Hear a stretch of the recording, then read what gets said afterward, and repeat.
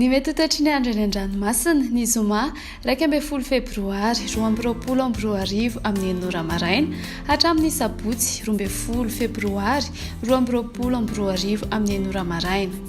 Ho an'ny morontsiraka atsinanana kapitambra hatrany akapesta andrahoana amin'ny sitokotoko izay arahana orana tandrifin-drahona vitsy ho avy atsimo na atsimo atsinanana andrivotra ka ho 9 hatramin'ny 9 kilometatra isan'ora. Andiny-panonjy na anonja-ben'ny ranomasina avy onjy 1 hatramin'ny 1.5 metatra.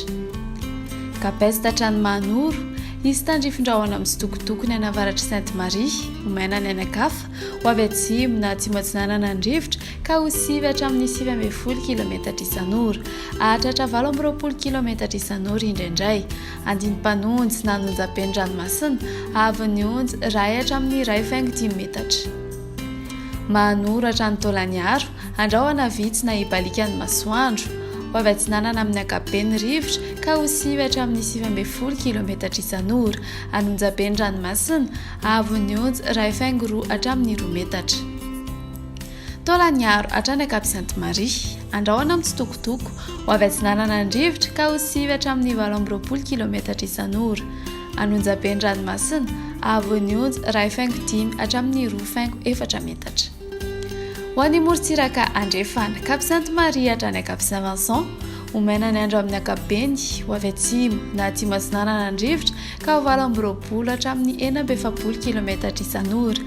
Anonja-ben'ny ranomasina avy onjy 1.5 hatramin'ny 2.10 metatra.